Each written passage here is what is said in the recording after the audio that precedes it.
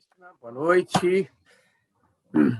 Om Jnanatimirandhasya Jnananjana Shalakaya Chaksurumilitam Jena Tasmai Shri Gurave Namaha.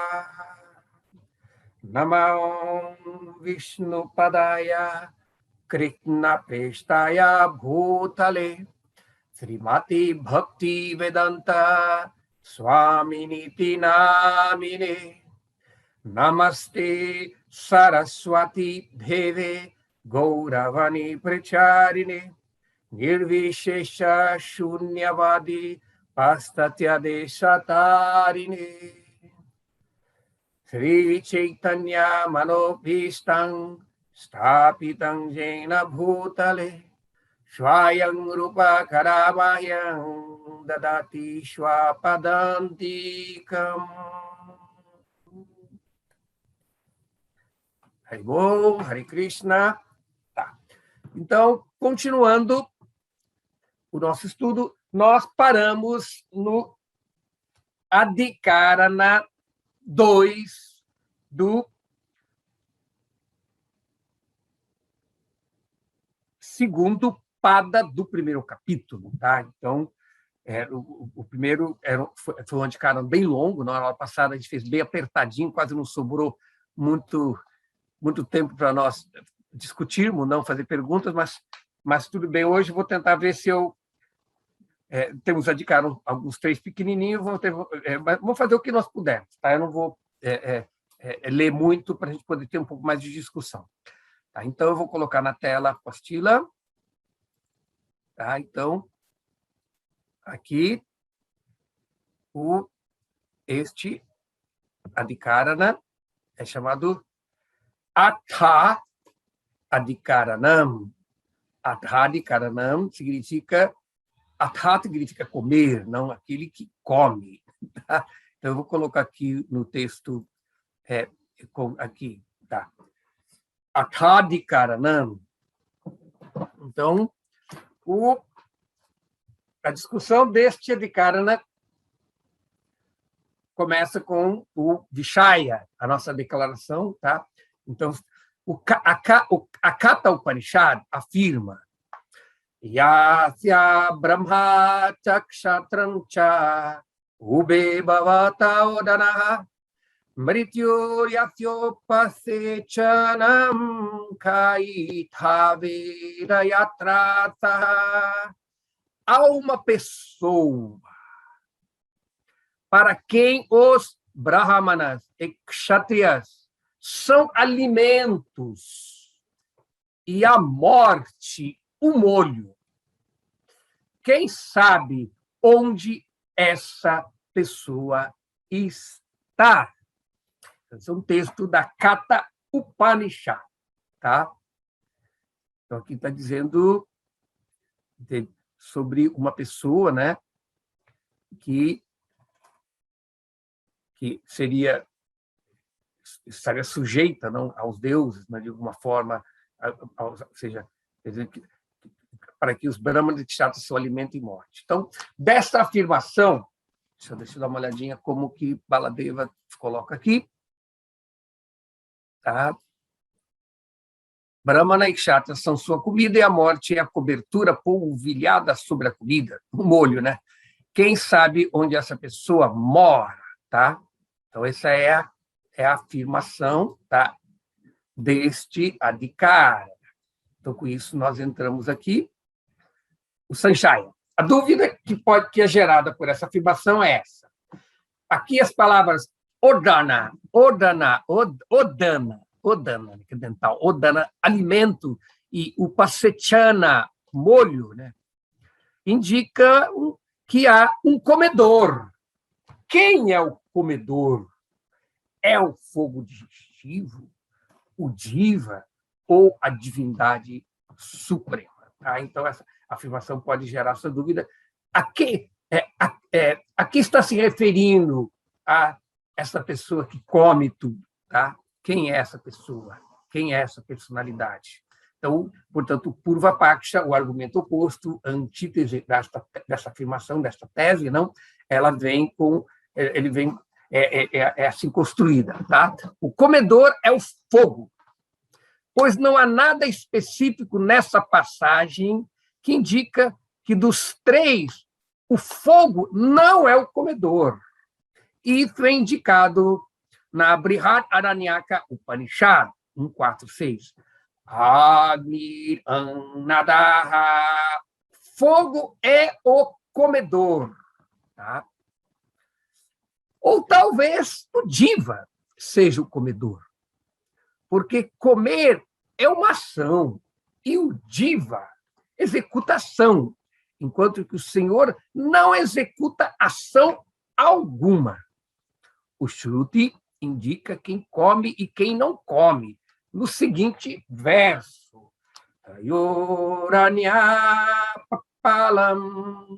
Dos dois, Diva come os frutos da árvore. Mundaka Upanishad 3.1. Portanto, o comedor é o Diva. Tá? Aqui, nesse Purva Paksha, aqui, essa passagem que eles estão citando é uma passagem da Mandaka Upanishad, que descreve que nos galhos da árvore do corpo estão pousados dois pássaros. Um deles está avidamente comendo o fruto da árvore e o outro não está comendo. Tá?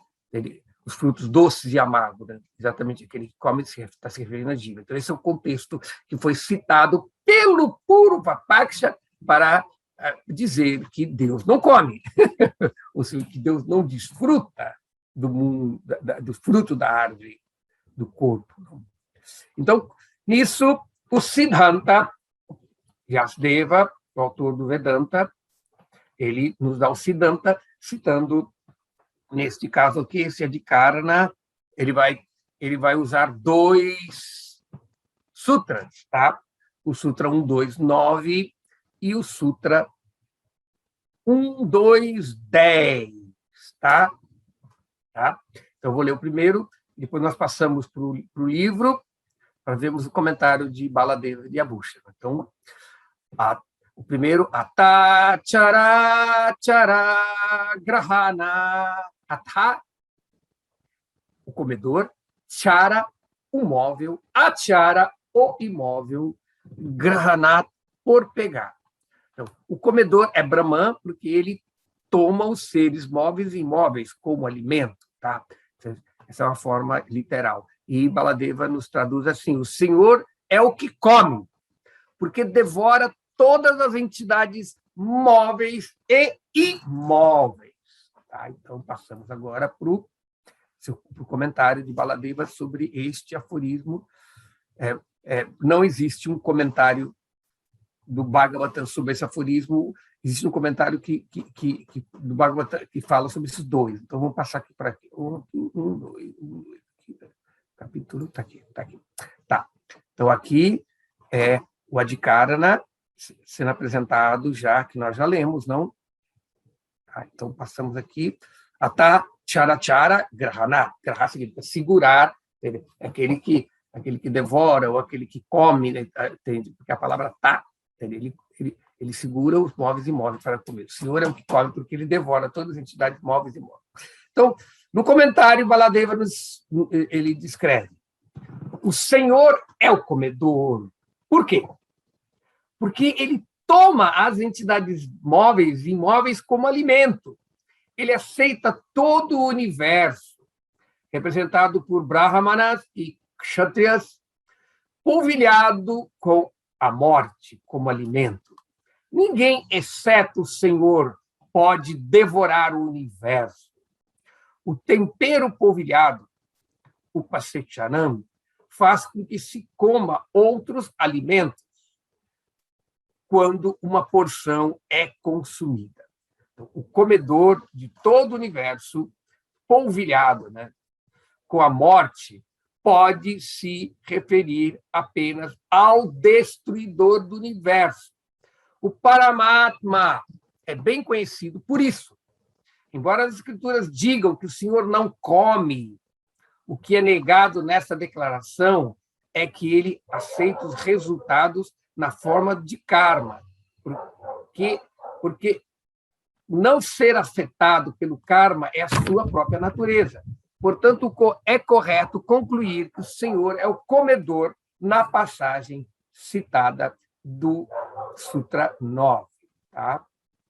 Então, passamos agora para o próximo sutra. Então, no próximo sutra, também vai acompanhando essa mesma ideia. Pratyara, pelo contexto, também pelo contexto. Então, o contexto confirma isso, tá? Que é o Senhor que come. O comedor se refere ao Senhor, porque o Senhor é o assunto que está sendo tratado nesta parte do Vedanta, neste pada, neste capítulo. O tema é discutir sobre a natureza do Brahman. Então, se está sendo discutido sobre a natureza do Brahman, então, no contexto, essa afirmação que o comedor, que toma todos os seres, só pode se referir ao Brahman, porque é o que o contexto do nosso estudo do Vedanta Sutra implica. Tá? Então, vamos passar agora para o comentário de Baladeva do Sutra 10, antes de nós lermos os textos do Srimad Bhagavatam, que também comentam sobre estes dois sutras. Tá? Então, passamos aqui. Tá? Então, vamos lá. O comedor se refere ao Senhor, porque o Senhor é o assunto. Então, aqui nós temos um comentário bem curtinho. Tá? Baladeva, ele não se estende muito nisso. Na mesma sessão da Katha Upanishad, daquele verso que nós citamos, de que o Senhor come os kshatras e brahmanas, afirma-se que Arnor Arnyam Mahatomahyan, o Senhor é menor que o pequeno e maior que o grande. Katha Upanishad 1, 2, 20. Isso indica que o Senhor é o tópico da discussão do texto, seja aquele verso da Katha Upanishad que foi citado ali, o contexto que ele está inserido é a discussão sobre o Senhor. Tá? Isso o Baladeva está explicando aqui. Isso indica que o Senhor é o tópico da discussão. A palavra cha indica que os Smriti confirma isso.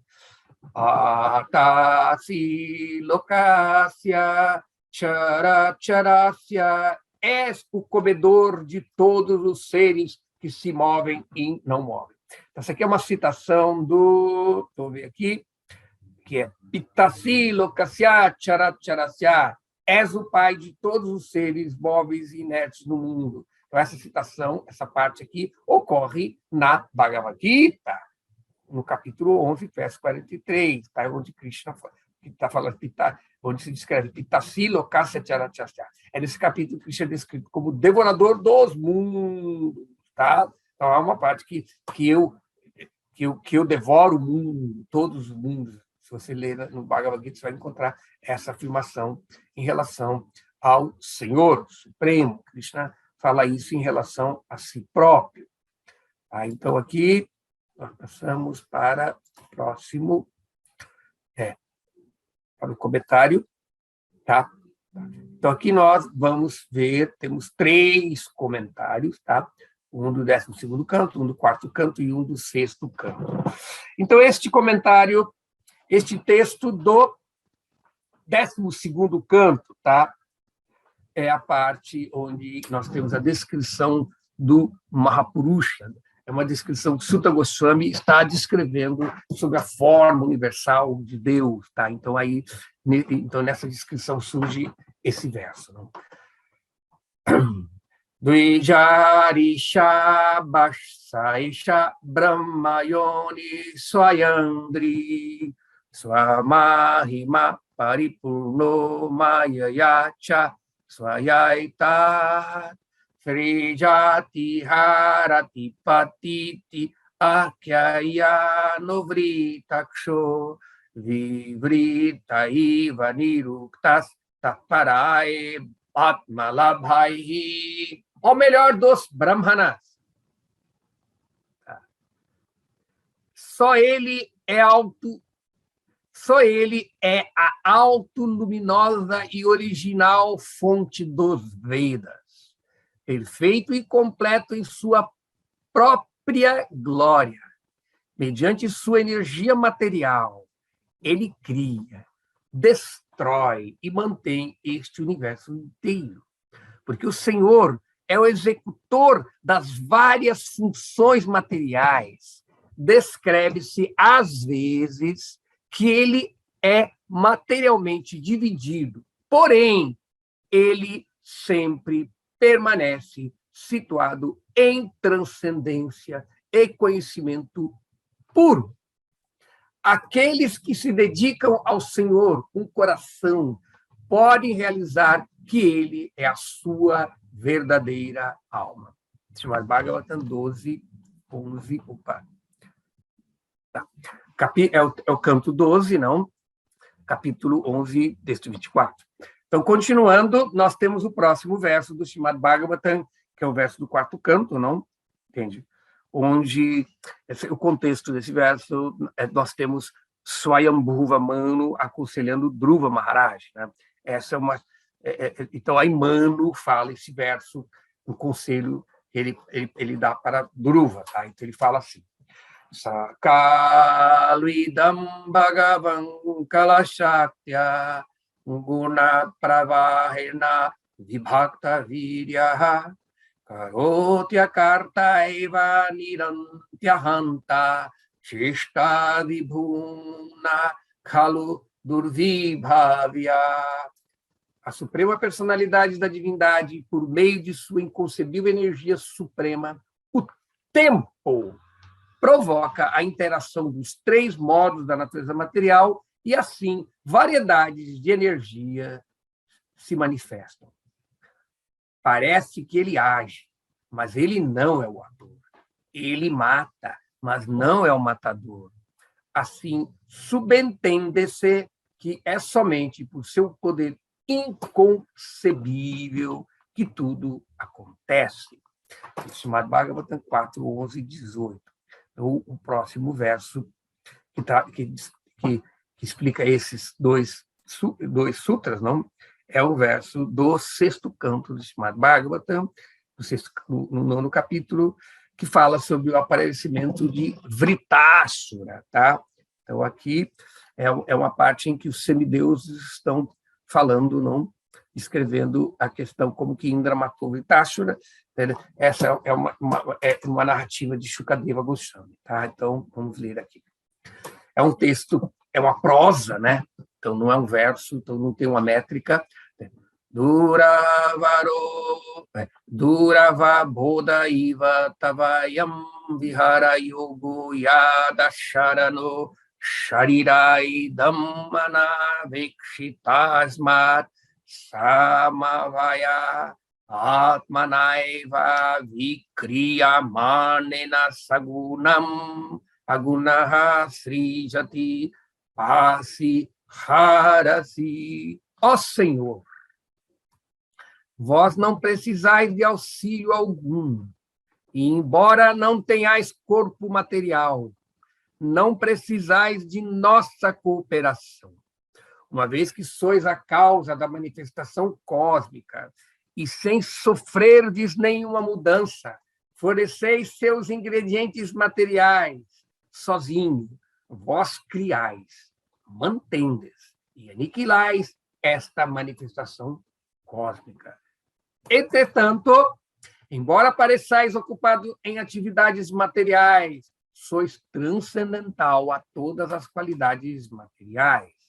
Consequentemente, é extremamente difícil entender essas vossas atividades transcendentais. Então, com isso, nós podemos ver realmente que essa contradição de que este ser, não,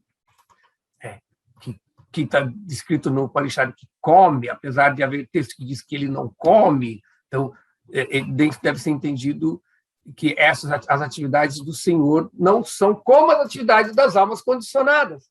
Todos nós agimos, mas nós não temos nem controle das ações. Karya karana kartrito e retur praktino, já tem por isso descrito na Gita, que quem age prakriti kriyamana e gunai karmani, tudo é feito pelos modos da natureza material. E ninguém é agente, nós somos impulsionados sendo levados pelo nosso livre-arbítrio, nós nos associamos com os modos da natureza material e somos levados a agir. Então, como o Senhor Supremo, ele é o Senhor da energia material, como ele explica na Gita também, para kriti kriyamanani gunai karmani sarvasaha.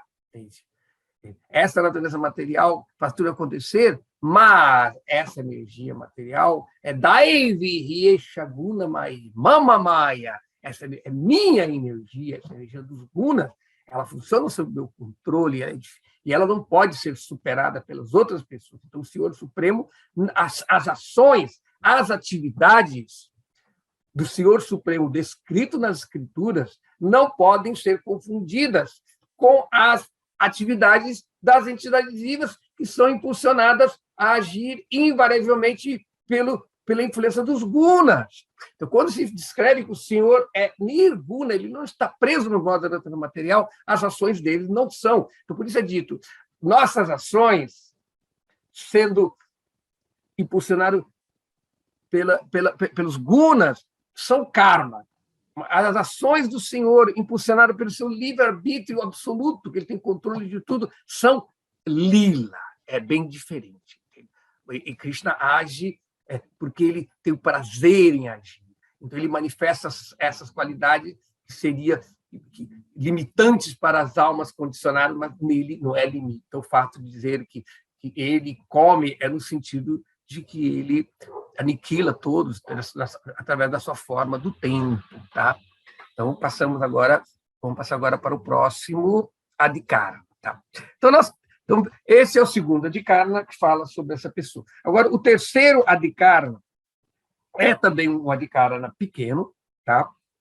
Que tem apenas, como esse tem dois, vamos tentar ler ele hoje também, vai lá para te ler tranquilamente. É o Adhikara 3, chamado de Guha. Guha Adhikaranam.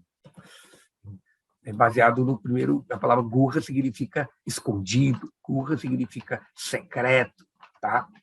Então, a pessoa é situado na cavidade do coração, na intimidade do coração, dentro do coração, por isso que é chamado Guha. Né?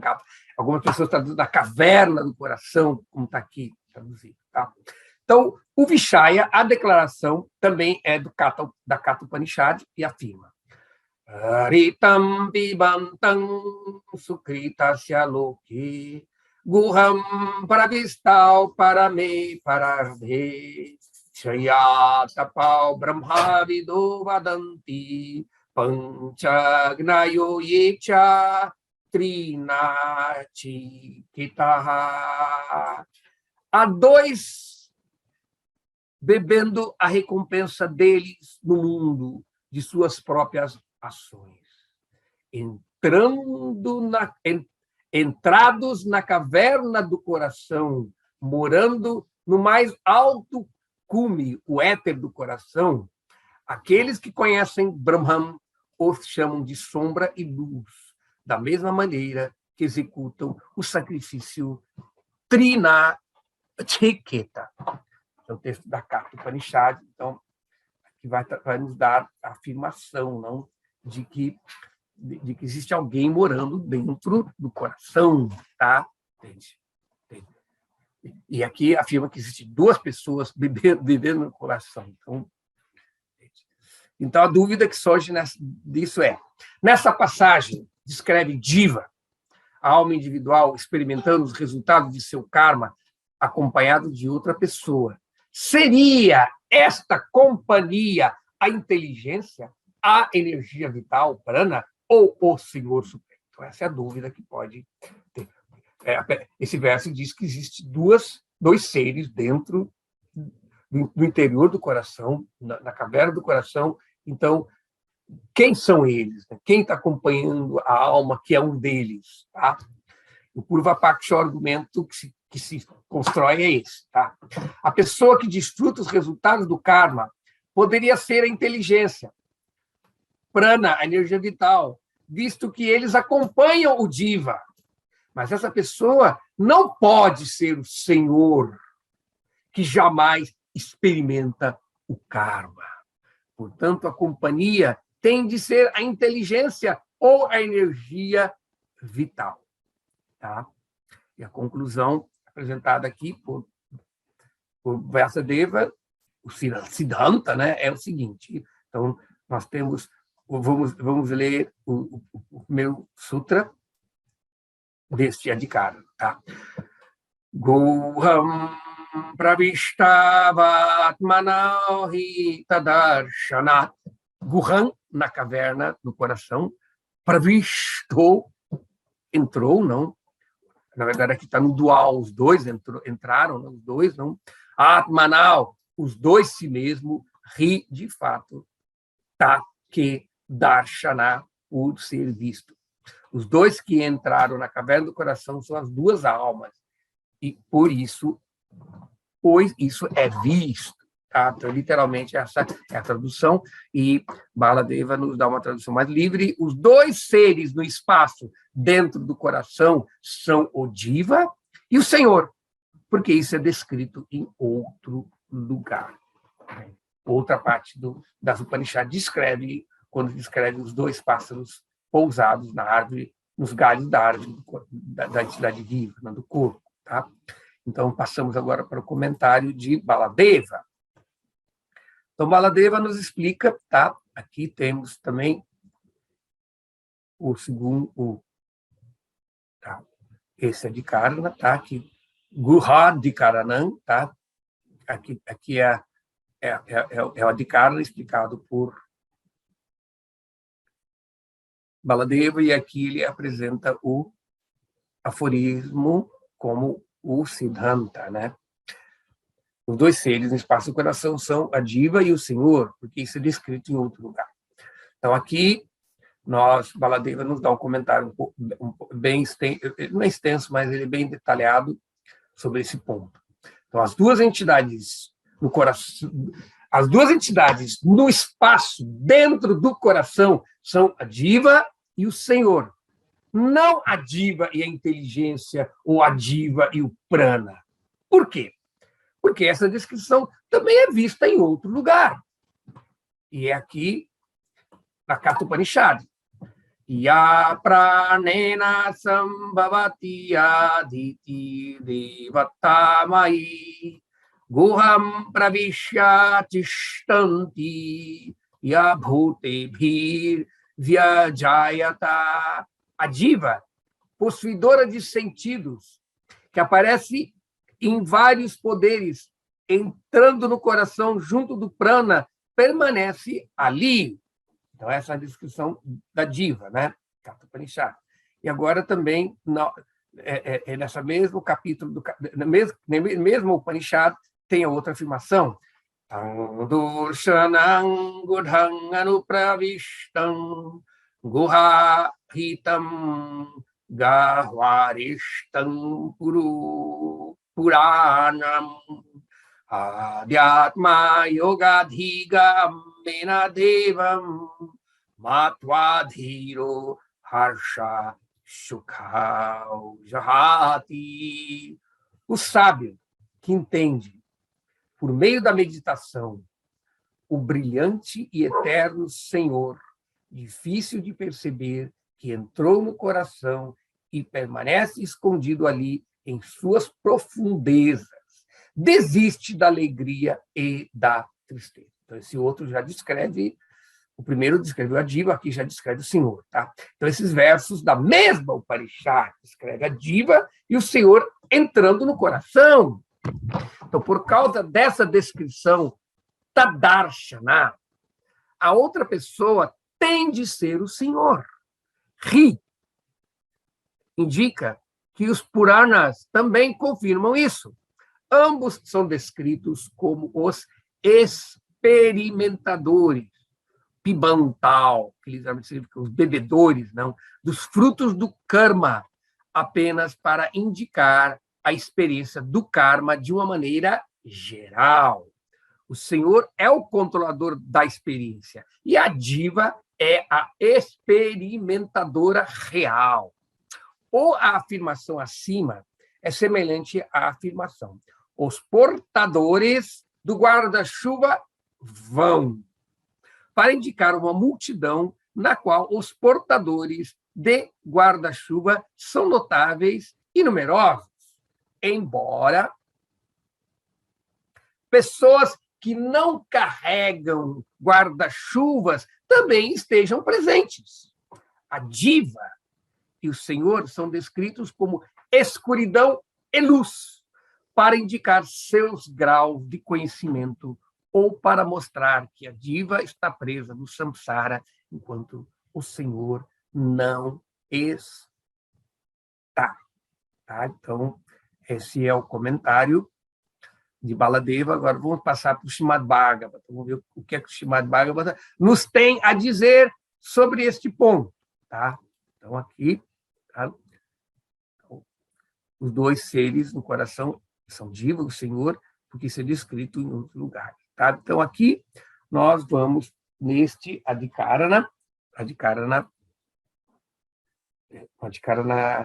nós estamos aqui, deixa eu ver, 2, Adhikarana, esse, então nós vamos ver o Adhikarana 3, só um minutinho, onde ele foi, tá aqui. Então, esse Adhikarana 3, tá? Ele tem este aforismo e mais um próximo, que é o aforismo 11 e 12. Então, aqui nós temos, neste aforismo, desculpe, eu falei Adhikara, mas neste aforismo é comentado por 2 versos do 8º canto do Srimad Bhagavatam, o 5º capítulo, verso 26, 27 e 29. 26 e 27. Parece que 29 vai ser no próximo sutra. Então, aqui nós temos esses dois, 26 e 27, é uma sequência, e essa parte do Srimad Bhagavatam, Shukadeva Goswami está descrevendo o capítulo que os semideuses estão buscando a proteção do divina. É dito que nesse contexto do Srimad Bhagavatam, os asuras conseguiram conquistar os planetas celestiais, os semideuses estavam oprimidos, estavam sofrendo muito, então eles se aproximaram do Senhor Brahma e pediram que o Senhor Brahma pedisse a intervenção do Senhor Vishnu, então eles foram, então o Senhor Brahma leva os semideuses até a margem do oceano de leite, situado no planeta de Svetadvipa, e ali o Senhor Brahma começa a orar. Então esses 2 versos são parte da oração que o Senhor Brahma está oferecendo ao Senhor Vishnu, pedindo a proteção para que o Senhor Vishnu pudesse aparecer como uma encarnação. Esse é o processo, o protocolo das encarnações de Krishna. Sempre que o Dharma está com dificuldade, e os que administradores do Dharma, eles pedem para que Brahma requira, faz um requerimento de uma encarnação, e aí o Senhor aparece, mas primeiro o Senhor Brahma vem e pede, diz a razão, não? Tá, vamos lá, então, aqui esse verso está aqui. Então. Sri Brahmovacha Avikriyam Satyam Anantamadyam Guhashayam Nishkalam Pratarkyam Manograyanam Vachatha Niruktam Namamahi Deva Varam Varenyam. O Senhor Brahma disse: ó Senhor Supremo, ó imutável, ilimitada e suprema verdade, sois a origem de tudo. Sendo onipenetrante, estais nos corações de todos e também no átomo. Não tendes qualidades materiais. Na verdade, sois inconcebível. A mente não pode depreender-vos através de especulação, e as palavras não podem descrever-vos. Sois o Mestre Supremo de todos, e, portanto, sois adorável para todos. Oferecemos-vos nossas respeitosas reverências.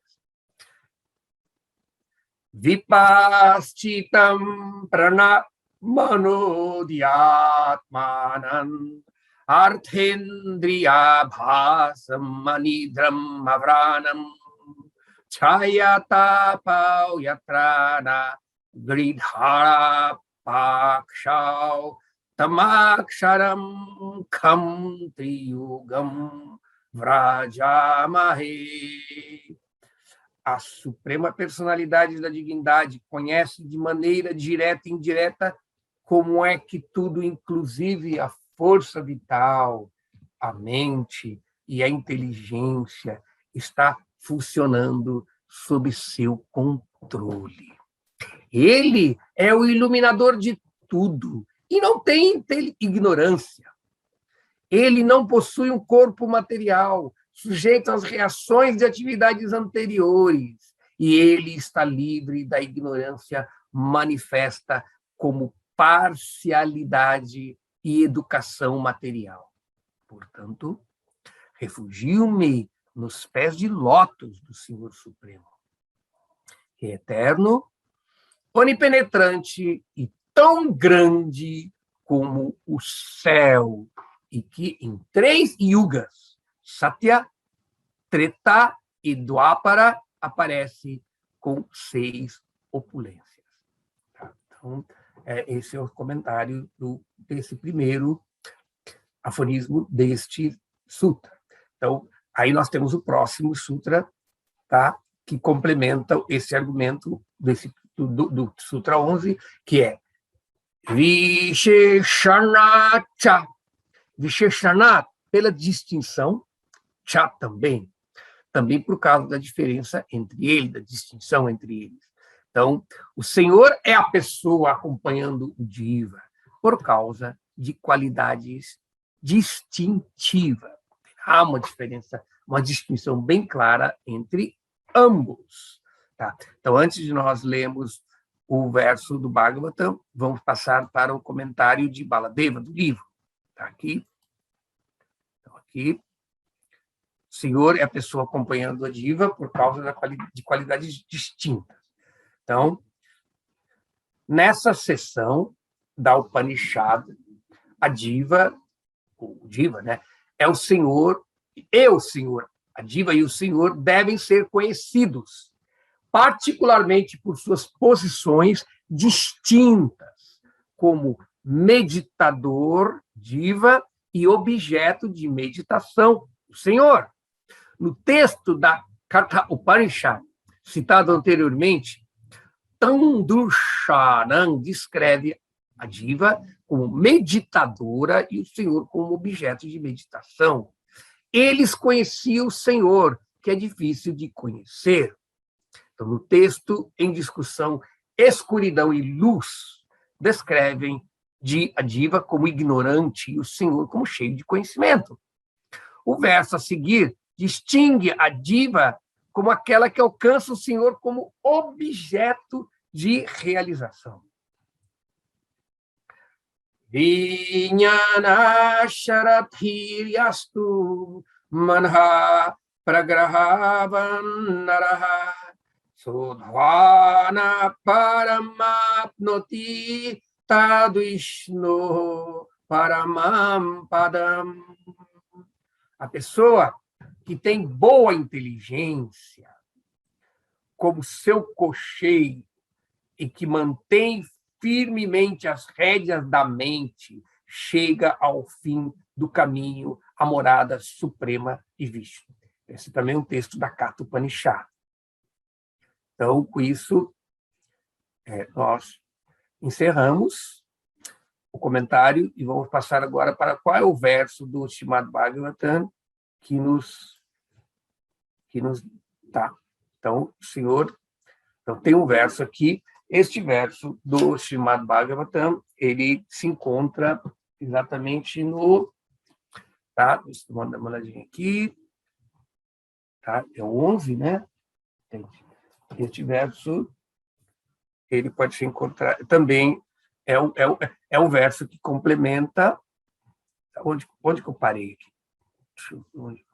Agora eu me perdi. Tá. Ele complementa o outro verso, tá? E aqui nós temos um outro verso do 8º canto do Srimad Bhagavatam, no mesmo capítulo, na mesma sequência dos versos que comentou o outro aforismo, tá? Aí, 5:27, nós temos 5:28. Ya eka varnam tamasa paranta lokam avyaktam ananta param asamcha karupa suparnam menam mupasate yogarathena dhiraha. A suprema personalidade da divindade está situada em bondade pura, Shuddha Sattva. E, portanto, ele é Eka Varna, o Omkara, o Pranava, porque está além da manifestação cósmica, que é equiparada à escuridão. Ele não é visível aos olhos materiais. Entretanto, o tempo e o espaço não o separam de nós, pois ele está presente em toda parte. Enquanto ele permanece sentado em seu carregador Garuda, aqueles que conseguiram libertar-se da agitação adoram-no por meio do poder místico e iógico. Ofereçamos-lhes nossas respeitosas reverências. Então, com isso, nós terminamos este Adhikarana, tá? Então, passamos agora para o próximo, mas eu acredito que, como o próximo Adhikarana é um pouco longo, tá? Ele tem pelo menos 1, 2, 3, 4, 5, 6. São 6, na verdade, muito mais ainda. Nós temos 6, nós temos 7 sutras, tá? O próximo Adhikarana, que ele vai complementando este mesmo tema deste, que é aquele que está dentro do coração, e esse outro também ele vai continuando essa mesma discussão, mas que é aquele que está dentro de tudo. Não? Mas como é um texto, como é um Adhikarana longo, vou dar uma olhadinha se tem muitos comentários de Srimad Bhagavatam, e tem uma discussão bem extensa, tá? Eu vou deixar esse Adhikarana para a próxima aula, para podermos discutir, tá? Então, só um minutinho aqui, eu quero dar uma olhada aqui os comentários de Baladeva, tá? Então, Baladeva também, entende? Ele nos dá, os comentários são pequenos, mas nós temos ainda apenas 15 minutinhos de aula. Vamos encerrar. Nós podemos deixar isso para continuar na próxima aula e podemos ficar por aqui, tá? Tá certo? Então, eu vou abrir espaço para vocês poderem fazer suas perguntas, nós podemos discutir, nós temos uns 15 minutinhos de aula ainda, tá? Então, dá para a gente fazer uma boa discussão, entende? Para que vocês possam trazer suas dúvidas. Então, vamos lá, participação, vamos abrir. Tá. Todo mundo desmordaçado. Então, vamos ver se alguém quiser trazer um... Não precisa fazer perguntas, se vocês quiserem complementar alguma coisa também para iluminar que o nosso grupo de estudo do Vedanta Sutra também está aberto, tá? Não é apenas perguntas. Se alguém quiser complementar alguma coisa que ficou faltando, alguma imprecisão do que eu estou apresentando, por favor, tenham a liberdade e não sejam tímidos, tá? Então, quem se manifesta primeiro? Vaishnava? Então, é só abrir o som. O som está aberto. Se vocês ligar o microfone, vocês podem falar. Sim, Prabhu? Opa.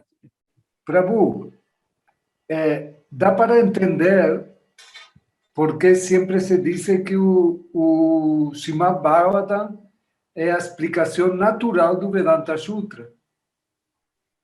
Agora está mais claro, não está? Sim, sim. Fica claro. Eu sempre ouvia isso, eu não conhecia o Vedanta Sutra, mas agora dá para entender como o Srimad Bhagavatam é a explicação natural assim, do Vedanta. Na verdade, o Srimad Bhagavatam ele é categorizado como uma literatura chamada Smriti, tá? E o Vedanta Sutra, na verdade, ele trata sobre mais a literatura ligada ao Shruti, porque o Vedanta Sutra ele vai sistematizar o pensamento das Upanishadas. As Upanishadas são consideradas Shruti. Mas o nosso estudo já deu para ficar bem claro, não deu para ter uma luz, a diferença do estudo do Vedanta o estudo filosófico é muito repetitivo, não? E a filosofia tem esse ponto. Enquanto que o Srimad Bhagavatam, ele, sendo uma literatura Smriti, ele nos traz a filosofia dos Vedas, que as Upanishads tentam fazer dentro do contexto prático da vida, da existência, dos rituais, do serviço, de Bhakti. Não é que Bhakti é uma outra parte além do Vedanta. Essa ideia errônea foi transmitida durante muito tempo nos meios acadêmicos, nos meios místicos, esotéricos, dizendo que Vedanta era apenas a tradição filosófica pura de Shankaracharya, da filosofia do Vedanta Dvaita. Tá? Então, não é, porque, na verdade, o que é que o Vedanta tenta trazer? Ele nos traz um ensinamento esotérico dos Vedas, que são o ensinamento das Upanishads.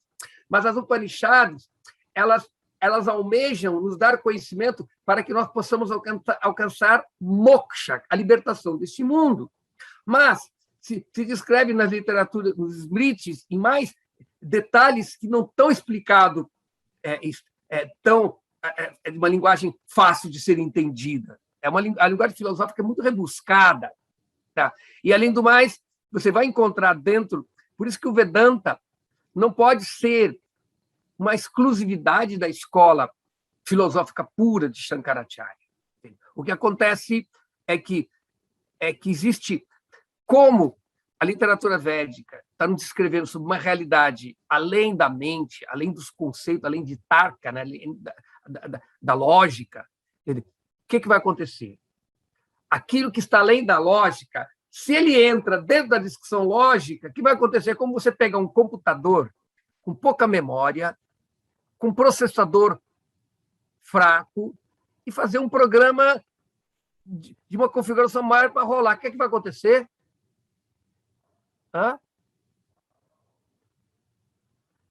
Naquela época que que vinha em inglês, agora é tudo português. A palavra era overload. Ou seja, congela o computador, porque ele não consegue processar. Então, essa incapacidade de processar as descrições inconcebíveis do plano espiritual é chamado de paradoxo ou contradição. São contradições. Então, aí vem um grande filósofo, um grande pensador, que traz uma filosofia que é redondinha, perfeitinha, explica tudo. Porque ele tira as contradições lógicas. Então, não é então, isso é a perfeição da filosofia. A filosofia é isso.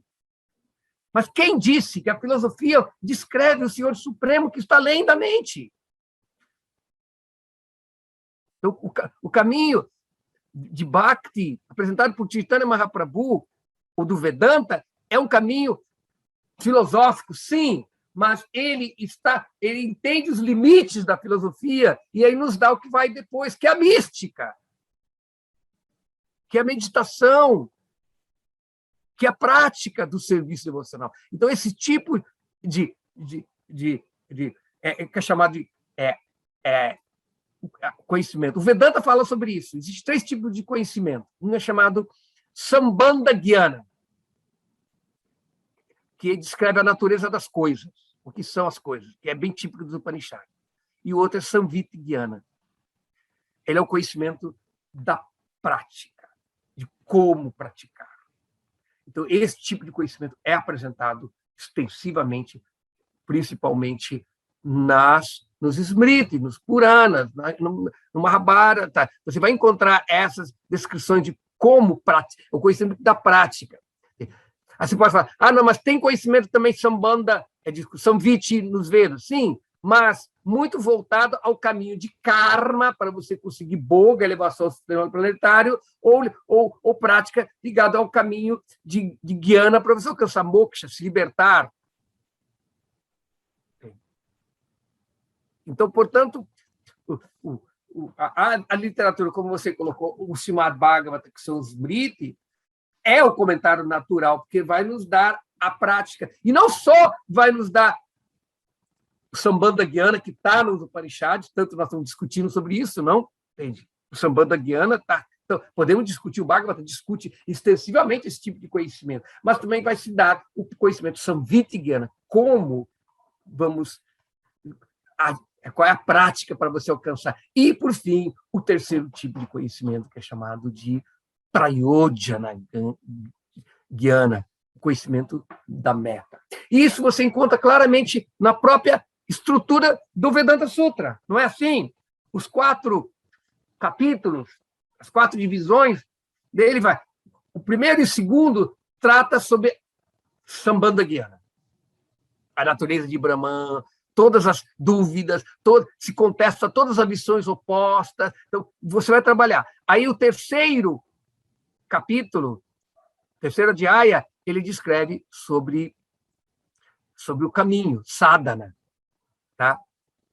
Que é exatamente o Samviti Gyana, conhecimento da prática, que nós ainda não estamos tendo. Nós estamos na parte ainda por isso que está se analisando os Upanishads, toda essa natureza contraditória. Você pode ver que a filosofia fica nessa contradição. Certamente, podemos também trabalhar com a filosofia para conciliar essas contradições, mas essas contradições ela é resolvida quando você fala sobre a Chintya, como tem um verso do Mahabharata que diz que o Senhor Supremo não pode ser compreendido nem pelo sentido nem pela inteligência, e, portanto, nós não podemos utilizar a mente para entender aquilo que é inconcebível.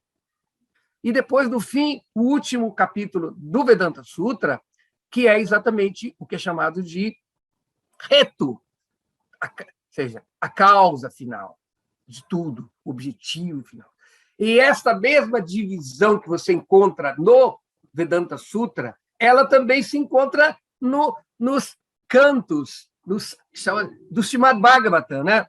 Quem estuda o Srimad Bhagavatam, você vai falar que o primeiro canto trata sobre isso, sobre a criação, destruição. Então, esse conhecimento do Bhagavatam, o conhecimento final, que é o mais confidencial do Srimad Bhagavatam, está contido no quê? No 10º canto, que descreve o conhecimento sobre a meta, sobre o Somambunum, o último, que é Krishna. Mas você não pode entender isso se você não entendeu o resto. Se você não entender a diferença entre Krishna e a alma, que é bem discutido na filosofia. E também o caminho, você não vai poder. Então, o Srimad Bhagavatam também tem essa preocupação de dividir isso. Então, eu fico feliz que você tenha notado. E essa é exatamente a finalidade do nosso curso, tá? Prabhu, e também no Srimad Bhagavatam, agora eu lembro, há uma parte que Shuta Goswami, ele explica a filosofia com um idioma um pouco impersonalista, porque tinha uma audiência impersonalista. Mas não tem contradição na explicação.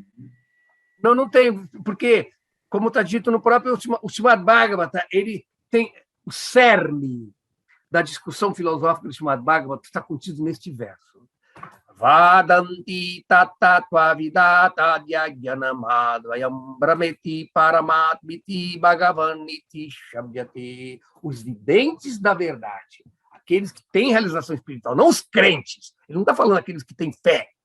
Então, os videntes, que realizaram o conhecimento espiritual, entende que esta realidade é uma. Eka. A Dvaya Dhyana, ela é não dual. Entende? Krishna é não dual, a realidade de Krishna. Mas, apesar dele ser um, ele é descrito como Brahman, como Paramatma Bhagavan. Então, você vai encontrar no Srimad Bhagavatam o conhecimento sobre o Brahman não é errado. Ele é parte da nossa... Srila Prabhupada deixa bem claro, ele explica.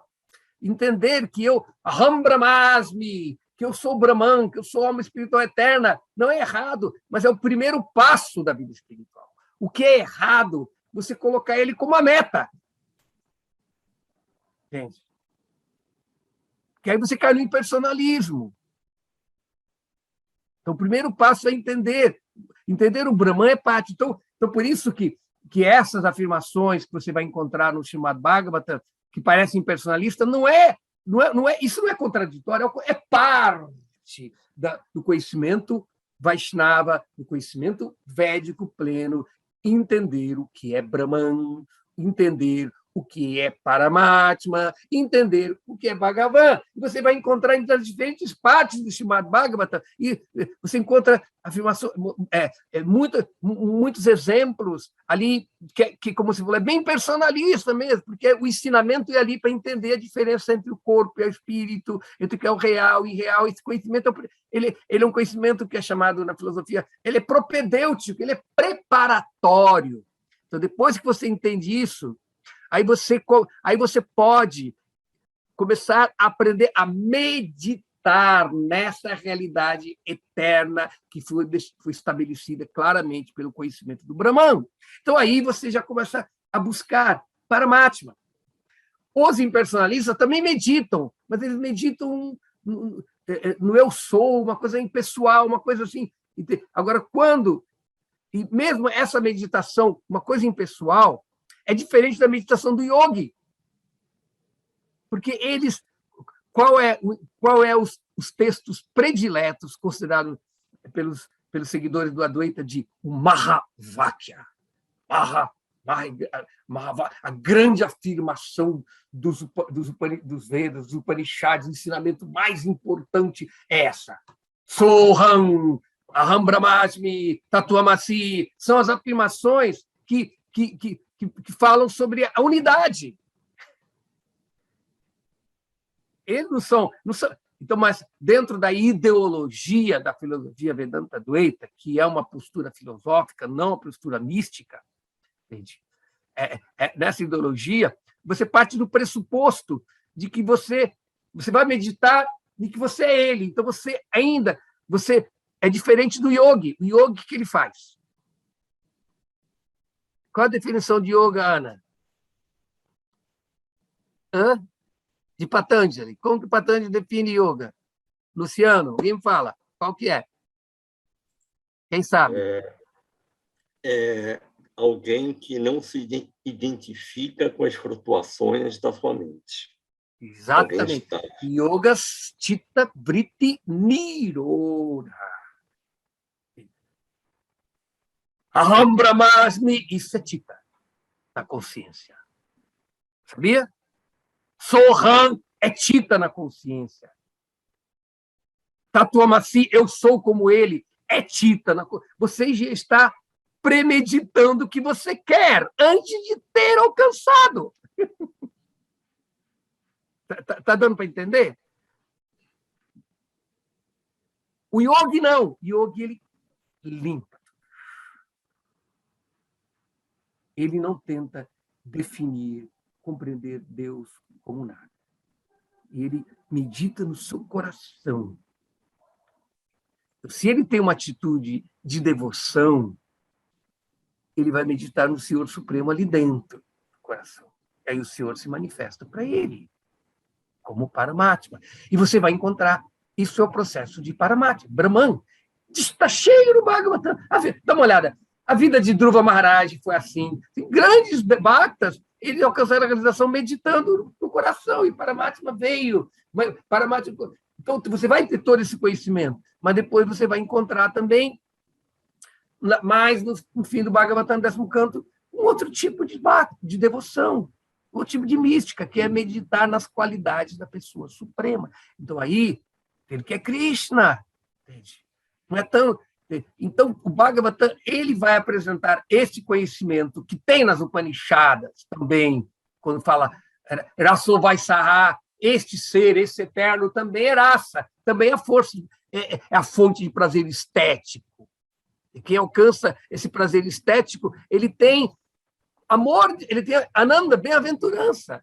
Então, a bem-aventurança de Bhakti é chamada Prema Ananda, a bem-aventurança de ter desenvolvido amor por Deus. Mas os impersonalistas também têm a sua Ananda, que é chamado Brahmananda. A bem-aventurança de você sentir, você realizar que eu não sou o corpo, tirar os desapegos desse mundo e apenas situar-se no eterno, no ser, no eu sou. É um tipo de bem-aventurança comparado com o prazer material. porque ele é não dual, ele não está misturado com prazer e sofrimento, com prazer material. Então, é isso. Então, fico bom que nós estamos discutindo sobre essa questão. Então, mais algum ponto? O Luciano não fez pergunta hoje. Abre o som. Vou abrir. Eu não fiz porque eu cheguei atrasado, né, Prabhu? E já pegou. O senhor já falou várias vezes, assim, e eu não consigo concatenar aqui na minha mente, aqui, direito, quando o senhor fala amor estético. O senhor poderia explicar um pouquinho melhor isso?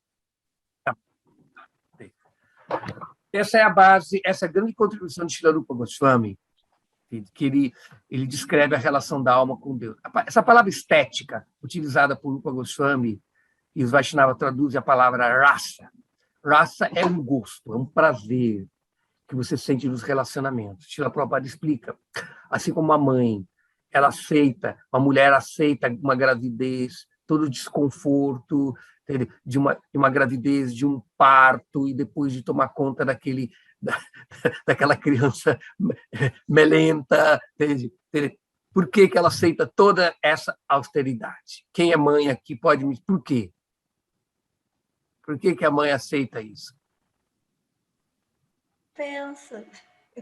Vale a pena cuidar. Por que vale a pena, Ana? O amor que a gente sente, né? O amor, um prazer. Esse prazer que a mãe sente, importante escolha, é raça, é um prazer estético, entendeu? É uma satisfação.